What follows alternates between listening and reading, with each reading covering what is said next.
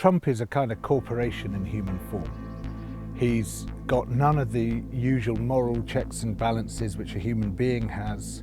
He's got none of the common interests which a human being tends to have. Instead, he's just got the corporate interests. How can I maximize my profits? How can I maximize my brand? How can I maximize my profile? And so when powerful people say to him, we want out of Paris, he says, fine, we'll get out of Paris. My fellow corporations are telling me that their bottom line is affected by climate change agreements, so let's get rid of the climate change agreements. Let's release Exxon and the coal companies and the tar sands drillers and all the rest of it. Let's release all of them from these unnecessary constraints. I mean, what are they for anyway? To save people? Who cares? Who cares about people? I don't care about people, I'm a corporation. There's no aspect of our civilization that is not threatened by climate change. I mean, we're already seeing its huge impacts on the natural world. The Great Barrier Reef, one of the most astonishing wonders of the living world, and we are turning it just to mush. This is going to come closer and closer to home. You know, one of the great paradoxes of climate change is that basically it's the rich what gets the pleasure, it's the poor what bear the pain, but no one is immune from this. 4 degrees centigrade separates us from the last ice age. 4 degrees is what we could be looking at this century. Climate change isn't an accident of the system. Climate change is the product of the system.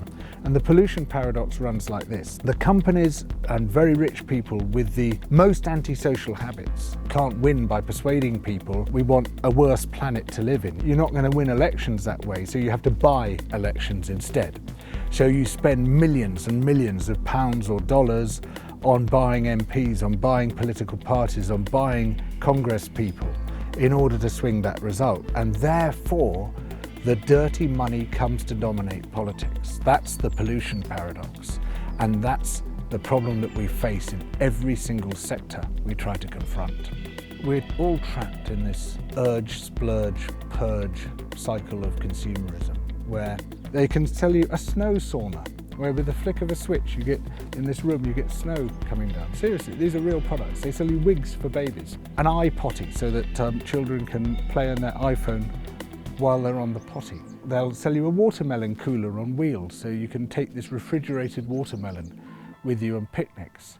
This is a sort of fabulous, ingenious junk which is being produced in order to construct desire. All that junk has a cost, a monumental cost, a cost which is completely disproportionate to any possible benefit that we might get from it. When we're constantly told we don't have enough, however much we might have, we find ourselves in this hedonic treadmill, this joyless hedonism, where we're constantly running to stay in the same place, lured on by advertising, by marketing, by celebrities whose whole purpose is basically to sell us stuff, and driven on so that we lose a sense of ourselves, as well as losing our prosperity and our futures.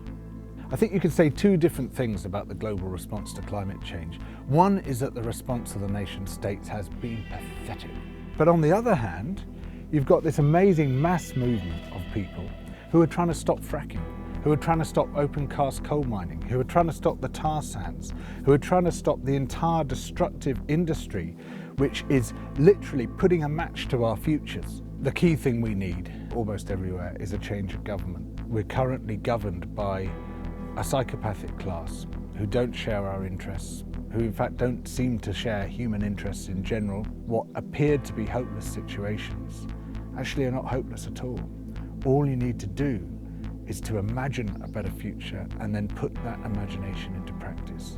Political failure is at heart a failure of imagination. It's a failure to see what can be done when very large numbers of people mobilise, what can be done when you don't leave politics to the politicians alone. And what we saw with Corbyn's near miss and with Sanders' near miss for the Democratic nomination, both of whom came from a position which was considered laughable before their campaigns begun, where they were completely written off as being total outsiders and no-hopers, and both very nearly clinched it. We've had just an inkling of the potential that could be unleashed.